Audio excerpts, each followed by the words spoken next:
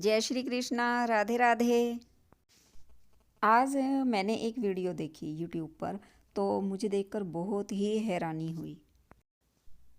तो सबसे पहले मैं आपको बता दूं उस चैनल का नाम है राधा माधव। चैनल को चलाने वाली जो माता जी हैं वो बहुत ही एक अच्छी सेवा कर रही हैं। उन्हें कहीं पर भी पीपल के पेड़ के नीचे जब कान्हा जी मिलते हैं, जिन्हें उनके घर के छोड़ आते हैं पीपल के पेड़ के नीचे, वो भी सिर्फ इस वजह से कि उनको कहीं चोट लग गई है, जैसे उनकी बाजू पर चोट लग गई है या उनके सर पर चोट लग गई है, तो फिर वो उन ठाकुर जी को पीपल के पेड़ के नीचे छोड़ आते हैं। राधा माधव चैनल को चलाने वाली जो माता जी हैं, तो वो उन ठाकुर जी की इस तरह से सेवा कर रही हैं कि वो उन्हें अपने घर लाती हैं, उनको ठीक करवाती हैं और उनकी इस तरह से पूरे सच्चे मन से सेवा कर रही हैं। देखिए, वो तो पुण्य का काम कर रही हैं, वो तो सेवा कर कर भी अपना धर्म निभा रही हैं, लेकिन आप सब क्या कर रहे हैं? अगर कान्हा जी ठीक हैं तो उन्हें अपने घर में रखते हो और उनकी सेवा करते हो, लेकिन अगर उन्हें चोट लग जाती है तो उन्हें पीपल के पेड़ के नीचे छोड़ कर आ जाते हो। ये कैसी सेवा है? आप एक बात बताइए, अगर आपके घर पर बच्चे हैं या कोई फैमिली मेम्बर है, अगर उन्हें चोट लग जाती है तो क्या उन्हें भी घर से निकाल देते हो? नहीं ना, नहीं करते हो ऐसा। तो फिर कान्हा जी के साथ क्यों? कान्हा जी के साथ जब आप एक रिश्ता बना लेते हो, तो आपके मन में ऐसा विचार आ भी कैसे सकता है कि कान्हा जी तो अब खंडित हो गए हैं। देखिए, कान्हा जी भी ठीक हो सकते हैं। जब हम बीमार होते हैं, हमें चोट लग जाती है, तो हम भी डॉक्टर के पास जाते हैं, हम ठीक हो जाते हैं। उसी तरह से कान्हा जी भी ठीक हो सकते हैं।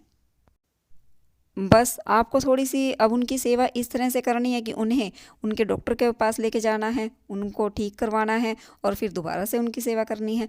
लेकिन आप कष्ट तो लेना ही नहीं चाहते ज़रा-सा भी। छोटे से बाल गोपाल को आप पीपल के पेड़ के नीचे छोड़ कर आ जाते हो। इतना भी नहीं सोचते कि जब हम उन्हें घर में लेकर आते हैं, प्राण प्रतिष्ठित करते हैं, तो उन्हें भूख भी लगती है, प्यास लगती है और वो पीपल के पेड़ के नीचे कैसे रहेंगे? लेकिन अगर यही दुख भगवान दे दें तो फिर भगवान को कोसना शुरू कर देते हैं, भगवान को भला बुरा कहने लग जाते हैं।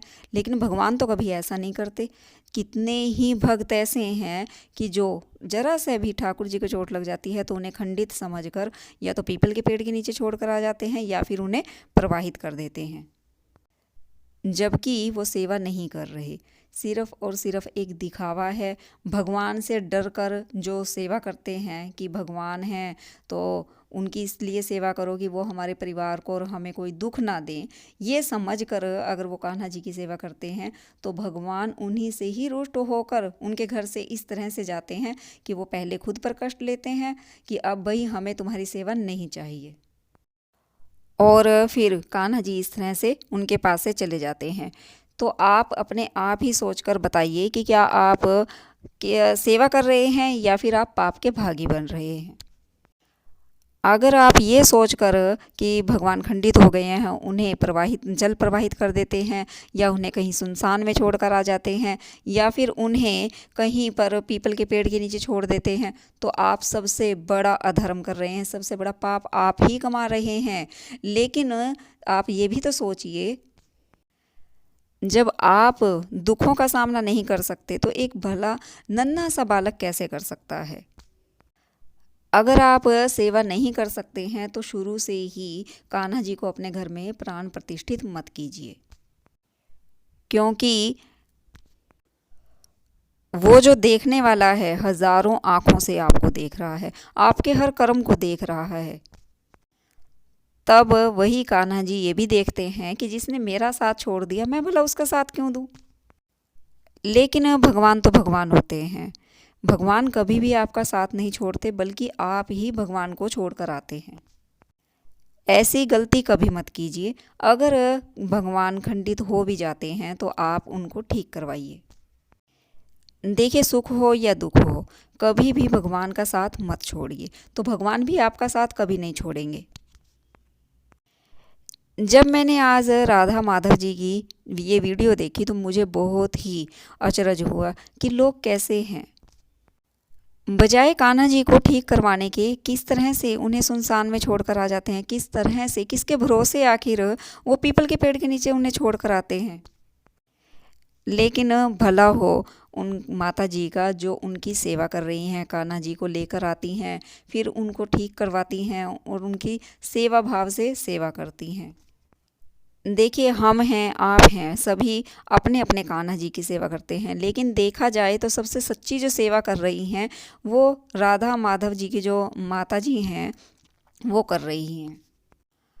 अपनों को तो सभी प्यार करते हैं, लेकिन जो दुख में किसी के काम आए, किसी की सेवा भाव से सेवा करे, वही सच्चा इंसान है, वही अपना धर्म निभा रहा है। इसीलिए कभी भी आप ऐसी गलती मत कीजिए, मत कीजिए। अगर आप सेवा नहीं कर सकते हैं तो पहले ही मत लाइए, लेकिन अगर आप सेवा ले रहे हैं तो सच्चे मन से सेवा कीजिए। कान्हा जी के दुख में भी आप दुखी होइए, उनकी खुशियों को जब आप एक्सेप्ट करते हैं तो उनके दुख को भी क्यों नहीं एक्सेप्ट करते। उन्हें अकेला रोने के लिए मत छोड़िए, उनको किसी डॉक्टर के पास लेके जाइए, जो उनके डॉक्टर हैं तो वो ठीक कर देंगे। और जिनके भी कान्हा जी खंडित हो गए हैं तो वो दोबारा से ठीक हो जाएंगे। ऐसा कभी मत सोचिए कि कान्हा जी अब ठीक नहीं हो सकते। ये तो हैं ही इतने प्यारे कि इन्हें तो छोड़ने का वैसे ही मन नहीं करता। इसलिए मेरी हाथ जोड़कर सभी से यही रिक्वेस्ट है कि भूल कर भी पाप के भागी मत बनिए। जो सबका दुख दूर करते हैं उन्हें सच्चे मन से एक बार पुकार कर तो देखिए, उन्हें कह कर तो देखिए कि कान्हा जी कैसे आपको ठीक करवाऊँ, मुझे सही राह दिखाइए। तो वो आपको अपने आप सही राह दिखा देंगे। कान्हा जी तो अपने आप को स्वयं ही ठीक कर लेंगे, लेकिन आप ये पाप मत कमाइए कि आप उन्हें, बजाय उनको कहने के, आप उन्हें किसी सुनसान में छोड़कर आ जाते हैं। ये मत कीजिए, मत कीजिए, भूल कर भी मत कीजिए। देखिए, ये तो एक अटल सत्य है कि माता पिता के कर्मों का फल उसकी औलाद को ज़रूर भोगना पड़ता है। और जिसे हमने अपनी औलाद माना है, अपना सब कुछ ही कान्हा जी को माना है, किसी न किसी रिश्ते में बांध कर हम उन्हें अपने घर में लेकर आते हैं, फिर हम उनके दुख में क्यों नहीं शामिल हो सकते। उनके दुख में भी शामिल होइए, उन्हें ठीक करवाइए अगर वो खंडित हो गए हैं। भूल कर भी मत कीजिए। दोबारा से मैं फिर आपसे बार बार यही कह रही हूँ कि ऐसी गलती को मत कीजिए। जब हमें दुख होता है तो भगवान रोते हैं, और उन पर जब दुख आता है तो हम लोग पल्ला झाड़ लेते हैं। बिल्कुल मत कीजिए ऐसा। भगवान को खेलने की वस्तु मत बनाइए, उन्हें एक खिलौना समझकर मत खेलिए उनके साथ। क्योंकि अगर वो आपके साथ खेलना शुरू करेंगे तो आप सभी बाजियों में हार जाएंगे। ज़िंदगी की जंग ही आप हार जाएंगे, सच कहूँ तो। इसीलिए उन्हें एक खिलौना समझने की भूल तो बिल्कुल मत कीजिए। उन्हें भगवान ही रहने दीजिए, और भगवान अगर खंडित हो भी जाएं तो वो ठीक हो जाते हैं, क्योंकि वो भगवान हैं। भगवान कभी भी खंडित नहीं होते। देखिए, वैसे तो जब भी आप किसी भी मूर्त को, भगवान के किसी भी रूप को अपने घर में लेकर आते हैं तो सच्चे मन से जब उनकी पूजा पाठ करने लग जाते हैं, डेली रूटीन में जब उनको भोग लगाते हैं, उनकी पूजा पाठ करते हैं, तो उनमें प्राण प्रतिष्ठा हो जाती है। लेकिन हमने अपने बड़े बुजुर्गों से सुना होता है कि ये खंडित हो गए हैं, खंडित को कभी घर में नहीं रखना चाहिए। ऐसा नहीं है। जिस भगवान में श्रद्धा है, अगर वो खंडित हो भी जाते हैं तो आप ऐसा बिल्कुल मत सोचिए कि वो खंडित हो गए हैं। आप उन्हें ठीक करवाने की कोशिश कीजिए, उन्हें ठीक करवाइए तो वो ठीक हो जाते हैं। और जब वो ठीक हो जाते हैं तो फिर से उनकी उसी तरह से सेवा भाव कीजिए। और जिस तरह से बीमार होते हैं हम लोग, हमारी डाइट प्लान जो है हमारा चेंज हो जाता है, कान्हा जी का भी सच में उसी तरह से चेंज हो जाता है। क्योंकि ये मैं अपना एक पर्सनल एक्सपीरियंस आपको बता रही हूँ। मेरे साथ ऐसा हुआ है। मेरे कान्हा जी को एक बार चोट लग गई थी और मैंने किस तरह से उनको ठीक करवाया, किस तरह से उन्होंने अपने आप मुझे राह दिखाई, किस तरह से क्या हुआ, कैसे हुआ, इस सब पर मैं एक अपनी अलग वीडियो जल्दी ही डाल दूँगी। तो आप चैनल पर बने रहिए और देखते रहिए। लेकिन हाँ, भूल कर भी ऐसी गलती मत कीजिए, कान्हा जी को खिलौना मत समझिए। अगर वो खंडित हो जाते हैं तो आप उनको ठीक करवाइए।